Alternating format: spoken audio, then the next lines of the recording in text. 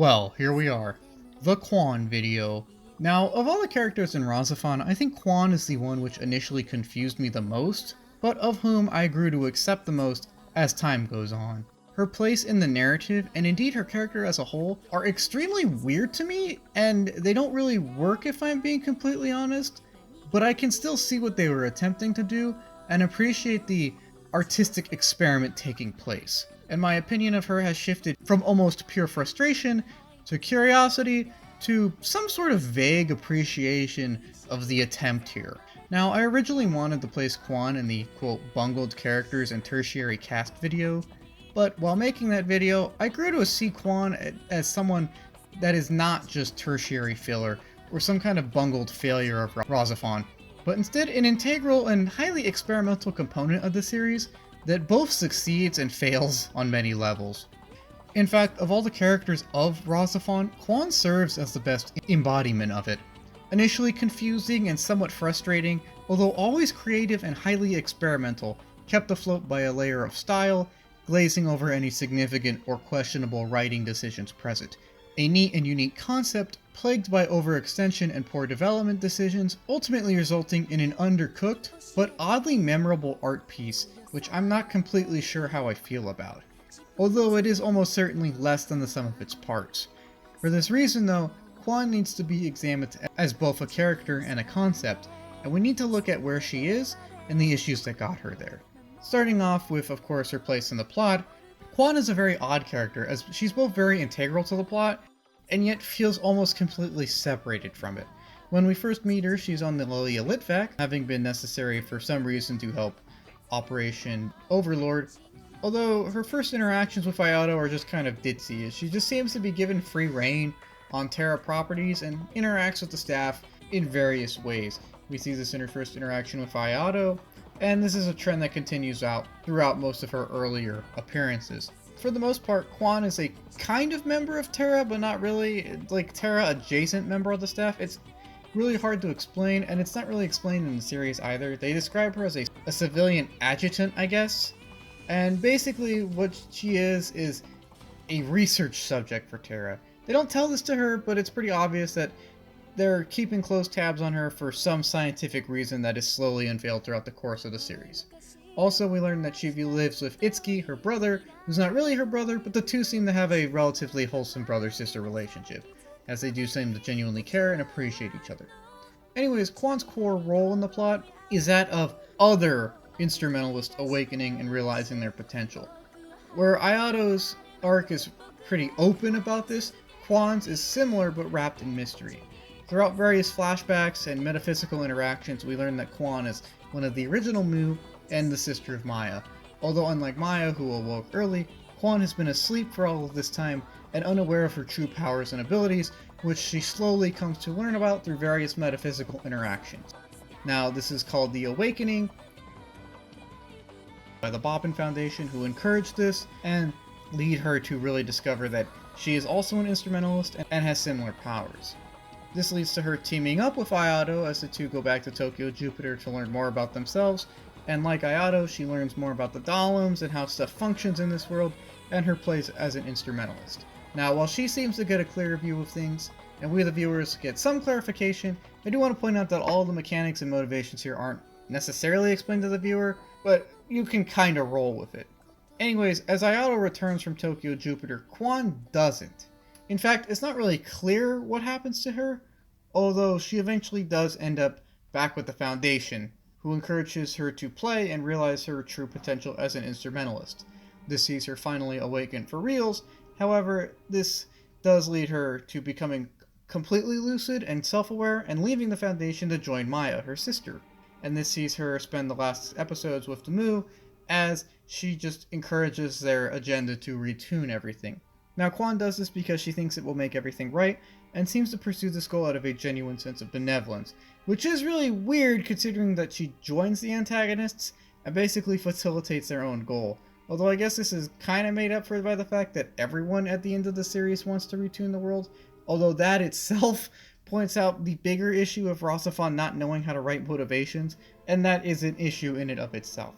Anyways, as the series reaches its climax, Quan achieves a RahXephon-like form like Ayato, and the two become one as they engage in a dialogue in which Quan basically gives Ayato the speech from Evangelion episode 26, where she says, "Hey, life is worth living and it's great.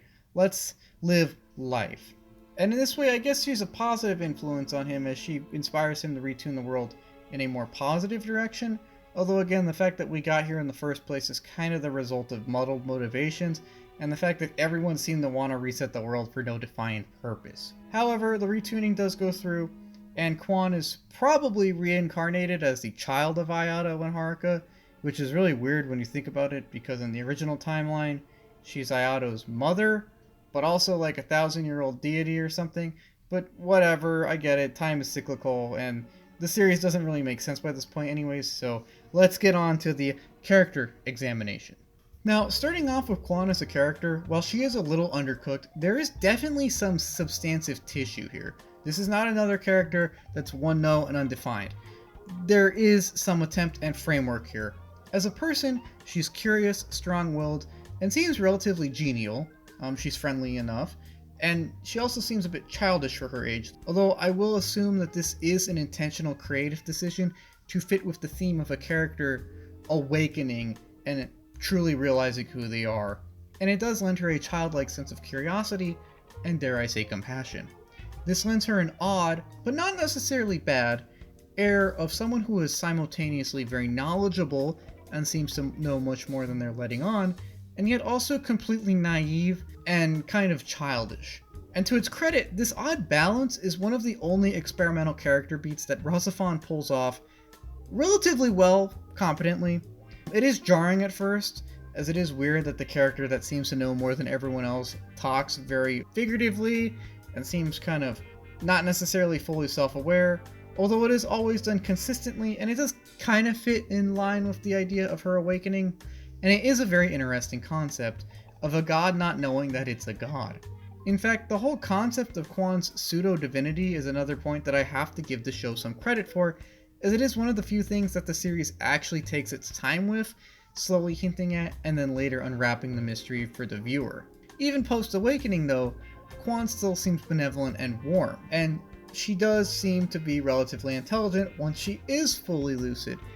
Overall, her character is, while not the most fleshed out, relatively well done considering the amount of resources that were put into it, and considering the fact that as a concept it is incredibly bizarre. While it would have been nice her having more scenes with just characters in general and having more small talk, it is done competently enough, and her character is likable enough. As even post-awakening, Quan is still benevolent and warm. Although this is where it starts to get a little weird. As mentioned in the motivations video, it is really odd that all the factions seem to end up sharing the end goal of retuning the world, and that while Quan seems to do this out of a sense of benevolence, she still technically destroys the world to do so, right? Like, she still technically teams up with the quote-unquote bad guys. Doesn't that make her an antagonist? I mean, she literally joins the Mu, who are unrepentant war criminals and actively fight the humans, and while she does seem to be warm and benevolent still at this point, it does make me question the fact that she seems unaware of or unconcerned with the fact that they're war criminals. It's not necessarily the best look, although all of this is more in line with RahXephon's general issues with motivations, and that's already been covered, not necessarily Quan in specific. And that gets us to Quan as a concept. Now, as a concept, Quan's entire character of a god learning that it's a god and achieving its true power is amazing. Now, this is not sarcastic, I'm being genuinely honest here, where I think that this is a great concept for a story, as there's just so many ways to take it. How does the divine's human experiences shape its view on humans? How does it learn it's divine? How does it awaken? What does it do once it's awakened? There are just so many interesting ways to take this concept and show how the actions of humanity can unintentionally shape the world, as Quan's interactions shape her views on humanity and her own views in general, and thus her actions as a god. It could serve as a good commentary on humanity, as some try to protect the naive Quan, and others try to exploit her power. For this reason, I think it's actually good that Quan is one of the few characters that the series takes its time with, and shows some kind of steady progression with, as an object of study. Yeah, this is where we start to get into the issues of Quan's character. In spite of Quan having a very unique presence and a ton of esoteric knowledge, she's always treated as either a thing or a child more than her own person. I understand that Itsuki takes care of her and cares about her as a person, and that she does seem to be on good terms with most of the people around her. However, most of her initial interactions, or at least the initial focus on her, is more of focusing on a thing than a person. I understand that she's technically not a person, but treating her so distantly and objectifying her so much kind of goes against the entire concept of a human god experiencing humanity. I guess you could argue that, yeah, she's a victim of humanity's more cold instincts in this case, but it also detracts from her character because it limits her human interactions. She rarely has any small talk, or talk that isn't strictly plot or lore related, and she's almost always treated as either a plot device or just a child who doesn't know what's going on, and not quite her own person. This means that while she does have a good amount of screen time and hype, we never quite know her as a person, and this kind of gets in the way of the key point of her character concept of a god living as a human, as a person. This isn't helped a lot by her at times aloof or distant or just weird nature and dialogue. There's nothing wrong with a quirky character, but it seems that the writers were so intent on making Quan mysterious that her dialogue and actions seem completely inappropriate. They don't make sense in some contexts, or seem to at least. To be honest, there are times where I can't tell how lucid she is, which is a tad fitting for someone living in a dream, I get that. But there are points in my first watching of the series where I would just say, get to the point, and I will admit that she is often unintentionally frustrating at times. While I can appreciate a good moral or symbolic sentence here and there, sometimes we as viewers just want the people on screen to plainly state what's on their minds and get to the point so that we can keep things moving along. And a lot of her dialogue does feel needlessly obtuse, and I'm conflicted as to whether the execution here leans more towards mysterious and interesting, or boring and frustrating. It's not horrible, but it's not ideal either, and this isn't helped by her lack of explained motivation, and how she unintentionally makes things harder for Terra by summoning random Dalims every now and again. These just kind of make Quan seem kind of weak-willed or hollow, or to be honest, kind of dumb. Although I will say that her issue summoning Dalims every now and again is more in line with the general issues RahXephon has with motivations, and not Quan specifically. Something that is Quan specific though is her bizarre and frankly uncomfortable relationship with Ayato. I don't know how to put this lightly, but this relationship is just kind of gross. Now on a metaphorical level, Quan is Ayato's unspecified other half, which can be interpreted in a romantic sense or in a more literal split soul sense, and this is okay, I guess. It gets gross though when we figure that in a literal sense, she's also Ayato's mother, and yet seeks to quote-unquote become one with him, both in a metaphorical sense as they have their whole conversation, but also in a literal sense as they fuse, which can be interpreted to mean many things. Although it is pretty obvious that Ayato's mother literally seeks to become one with him. Ew. Now I know this could be an interpretation of someone becoming one with a metaphysical or metaphorical earth god, or the earth itself, or some kind of creative deity, or something like that that's present in many mythologies and religions, but the fact that they go out of the way to say that she is Ayato's literal mother lends it a lot of weird undertones, and none of this is helped by Quan's seeming attraction to him, at least in their earlier interactions, and it gives off a really weird reverse Oedipus complex vibe. It's not the concept of becoming one with God or a metaphorical Mother Earth or Creator that's gross here, but of doing so with one who is clearly delineated as your own flesh and blood mother, which Quan is in the case of Ayato. It seems like the production staff even took note of this as the series progressed, as they actively avoid using the word mother near the end of the series, instead always referring to Quan as Ayato's, quote, genetic provider. This role, though, as Ayato's, quote, genetic provider, also lends a lot of uncomfortable tragedy to Quan's life, as she seems to be, to her knowledge or not, a thoroughly exploited member of the cast, as her relationship with Ayato is not one that was initially her idea, or at least from what we know. All we do know is that Ayato was created from Quan's DNA, and that she wasn't necessarily lucid when this happened. This was probably done on either the initiative of the Foundation or Maya. I'm assuming Maya.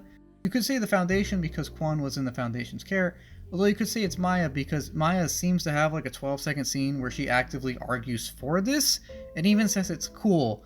Although that's not the kind of decision that one can make for someone else, especially someone who's not lucid at the moment. Any severe breach of privacy. And it's not like they simply took a small biopsy of Quan's DNA and called it. No, Maya specifically mentions that she herself didn't carry Ayato, which means that someone else did, and you can see how this gets real disturbing real fast when you read into it or ask basic questions. And it is extremely disturbing that Maya exploits her own sister for the creation of a clone that Maya then exploits to pursue her own goals. Goals which Quan seems to share for no real reason at this point, but still not her own goals as far as we know from the beginning of the series. And even if this was all Quan's idea, we should have at least had like a 10-second scene where Quan tells Maya, oh hey, before I pass out, make sure you clone me somehow, or something to lend this an air of credibility and make it seem like it's just not some horrible human rights violation. And it does lend Quan an air of tragedy as she's exploited by all those around her, even her own sister. In fact, this tragic note of Quan's character does seem like another huge missed opportunity. It could have lent her opinion of humanity a lot more complexity, or it could have lent her feelings about humanity a lot more of complexity, or it could have just made her a more complex character, and these in turn could have greatly influenced her actions upon realizing some kind of pseudo-divinity. It would have been really neat seeing how her interactions with humans influences her choice of action. Although it is readily apparent that no matter what happened, she probably would have embarked upon the path she embarked upon anyways. Which I guess she's determined, good for her, but it makes the element of a god living among people a lot less interesting or relevant. If they had explored the possible tragic nature of her character more, we could have seen a lot more expression from her, and we could have understood her character on a more deeper and human level. Because as it is, while Quan's character is defined by several relatively established traits, she's generally curious, she's generally amicable, and she seems to know what's going on, but is generally a little spacey at the same time. Her character isn't one beyond that. It's not a very well-defined personality. She doesn't necessarily feel completely human, which I guess, is kind of true from a lore standpoint, but from a writing standpoint, this isn't necessarily a good thing, as she always feels kind of distant, simply because of how, I don't want to say bland, but just generally amicable she is. She doesn't really express emotions on screen other than perhaps slight confusion every now and again, or slight amusement. And this really makes it seem like she doesn't really have a personality, or at least not a lot of personality, since we don't see her express common human emotions like anger, or frustration, or sadness, or even joy, really. She just kind of comes off as a weird kind of emotionless alien. I mean, she does have emotions, it's obvious. She does show fear sometimes, and she does seem generally happy, good for her. But the lack of emotional breadth here really limits her character, and it also weakens the concept of a god living as a human, because she doesn't necessarily seem fully human, because her width of emotional expression is not necessarily that wide. The irony is that while RahXephon has a lot of characters who are too emotional for no reason, Quan is probably the only one that is not emotional enough for any reason. I do criticize a lot of the characters on the series for overreacting, but Quan always seems to be underreacting. She does show fear a few times, and I think she gets mildly annoyed or confused every now and again, but she never expresses anger or sadness, really. She's just generally kind of happy all the time. And the writing and dialogue don't make it seem as though this is something she's worked on for a long time and she's content with her life, but more that she's just kind of spacey. I don't think this is intentional, but it doesn't help here either, as this sense of spaciness, as well as the failure to exhibit other emotions that we would expect from a normal human in a lot of these scenarios, just make her seem less human. She kind of comes off as a weird space alien in a lot of scenes. Also, I didn't know where to put this in anywhere else in the retrospective, but I wanted to point out that while Quan is relatively plot relevant and the series does a relatively good job of sprinkling her appearances in throughout the series to make her continually relevant, for some reason they couldn't figure out how to do this in the earlier episodes, so Quan will just kind of show up in random, 10-second cutaways when something else completely unrelated has happened. For example, Ayato will be in the middle of a fight, and then we'll just cut to Quan for literally like 7 seconds, and she'll say a vague dialogue line about something happening that's kind of like a metaphorical analysis of the situation, and then we'll cut back to the fight. It is really weird, and I understand that it's done to lend her character an air of significance and tell the viewer that she knows more than we think she does, but it's already pretty obvious from how mysterious the character is written from the start, and to be honest, it feels like she's shoehorned in just to remind us that, oh hey, she's a character in this series and might do something later. It's also annoying when you're trying to find B-roll and you have to comb through a bunch of episodes to find the 12 seconds she's in, because the writers wanted us to remember that she is indeed in the show. It's not a horrible flaw, I don't even know if it's a flaw, but it is a very bizarre editing quirk, and I thought I would mention it here. And on that note, I think I've said all I have to say on Quan. She's the perfect embodiment of RahXephon though, as at first my feelings on both were just kinda general frustration and confusion. My early notes on Quan were very harsh, followed by a renewed sense of understanding and appreciation upon my second viewing, and then facilitating between a mixture of curiosity, appreciation, and mild irritation every viewing since. Both have cool concepts, iconic designs, and a good deal of nuance, exploring weird concepts in a very experimental way that I can appreciate. But both are also hampered by very questionable writing, weak characterizations, and a lot of overextension that really hampers them from the get-go. Both have great potential, but regrettably don't always deliver upon it.